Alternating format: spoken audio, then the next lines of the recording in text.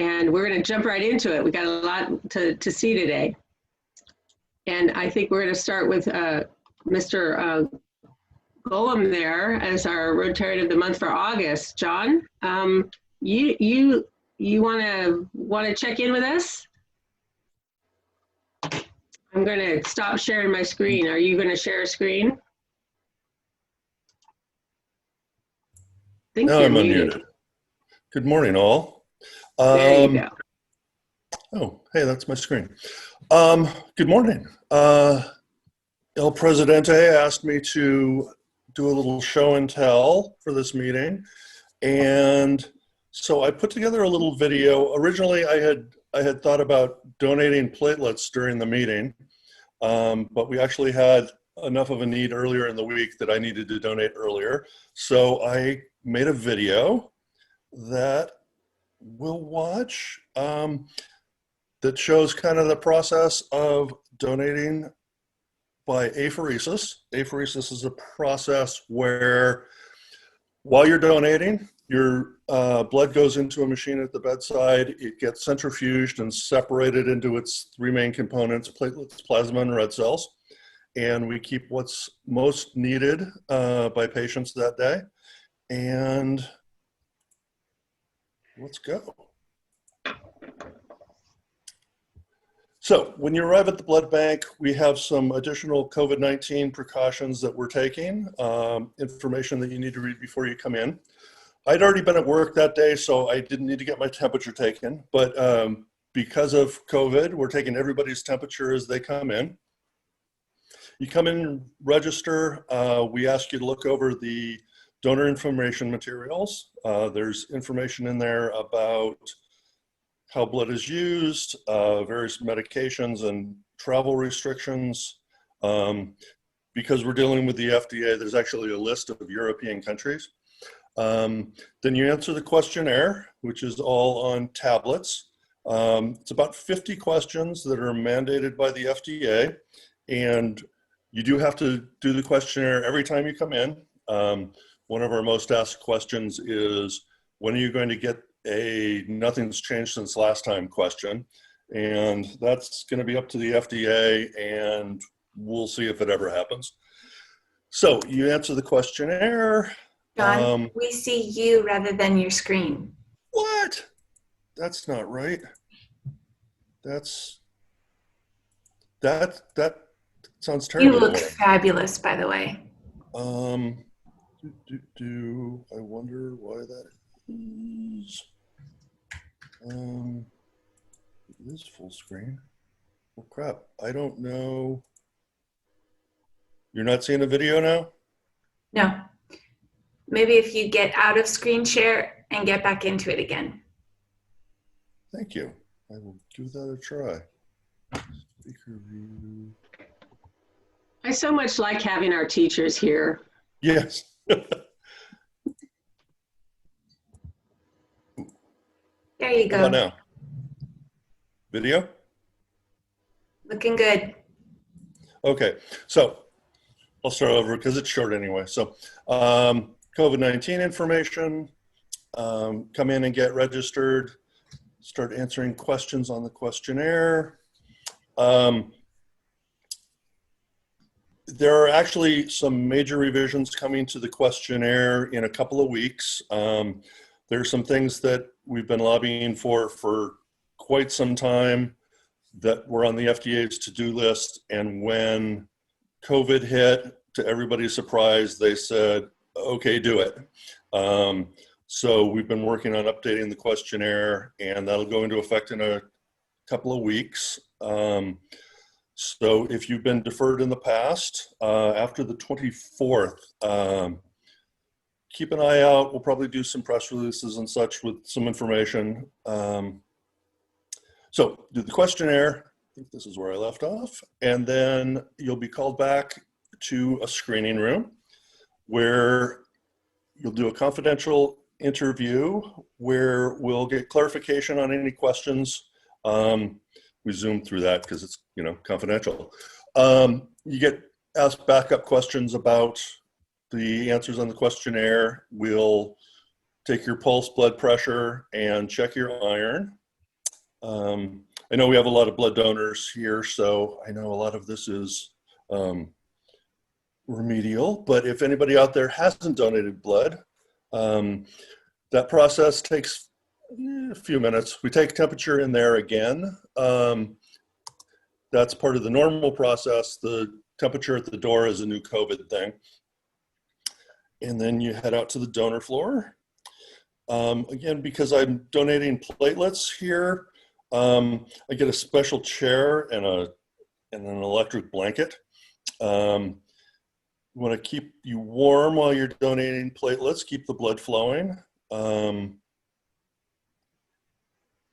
And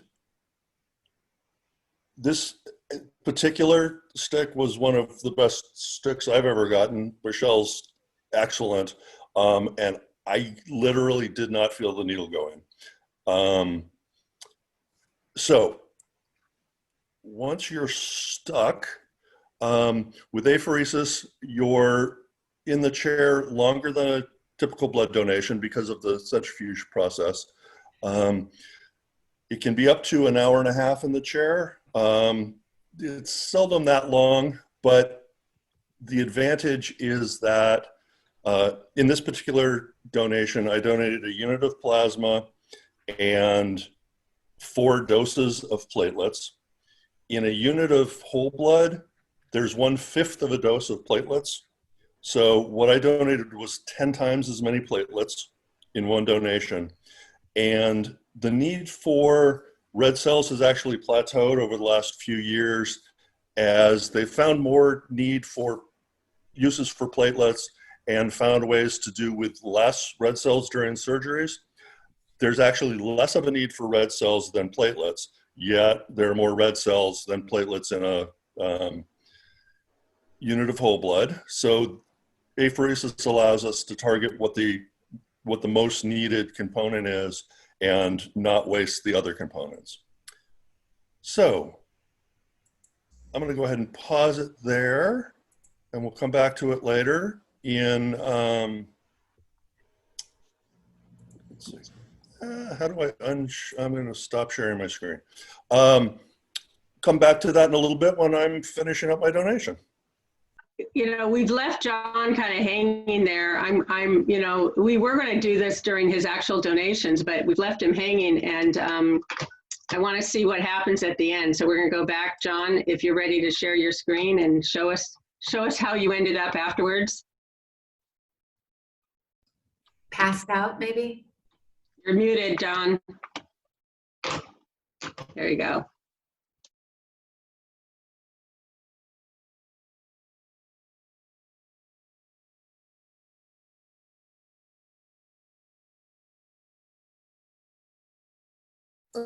Okay.